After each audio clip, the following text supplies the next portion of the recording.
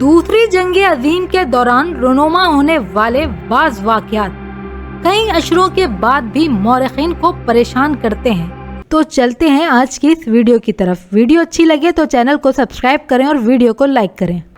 दूसरी जंग अजीम की इब्तिदा पर्ल हार्बर हमले से हुई। फिर तो ये जंग देखते ही देखते आधी दुनिया तक फैल गई।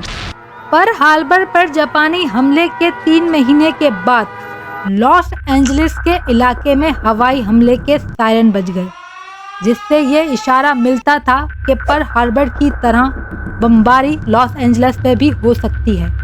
कई अरसे तक लॉस एंजलिस बिल्कुल ब्लैक आउट रहा और मुख्तलिफ औकात में भारी तोपखाने से भी फायरिंग की गई, लेकिन आखिर में ये सायरन झूठा साबित हुआ।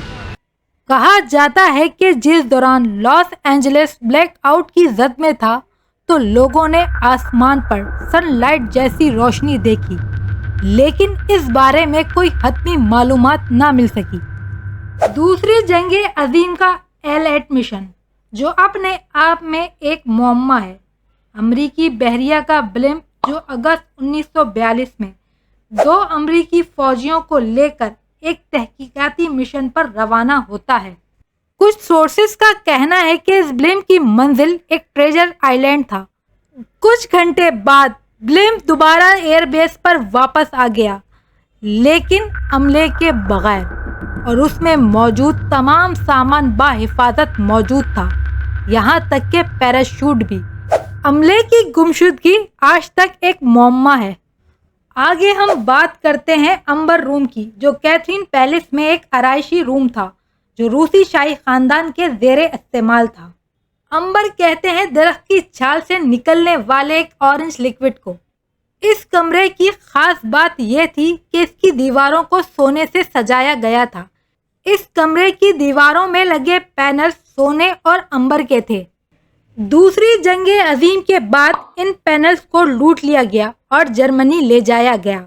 वहां इन सब पैनल्स को जोड़कर नुमाइश के लिए रखा गया।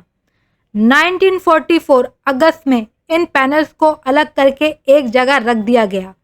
इसके बाद इन पैनल्स के साथ क्या हुआ ये एक मुअम्मा है।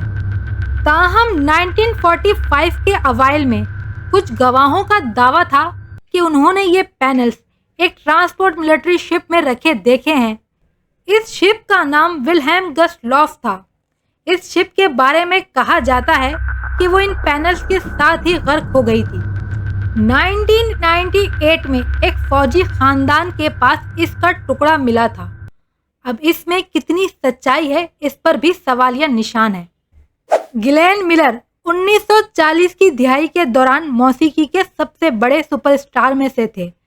उस दौर के बहुत से दूसरे मशहूर नामों की तरह मिलर ने अमेरिका के जंग में शामिल होने के बाद फौज में शमूलियत इख्तियार की। मिलर ने अमेरिकी फिजाइया में एक फौजी मार्चिंग बैंड बनाया। 1944 के आखिरी दिनों में वो और दीगर 2 फौजी बरतानिया में एक हवाई जहाज़ पर सवार हुए। उनकी मंजिल फ्रांस थी, लेकिन तैयारा और उनके मुसाफिर कभी भी मंजिल तक ना पहुंच सके। हैरत अंगेज बात यह रही कि ना तैयारे का मलबा मिला, ना ही कभी लाशें बरामद हुई।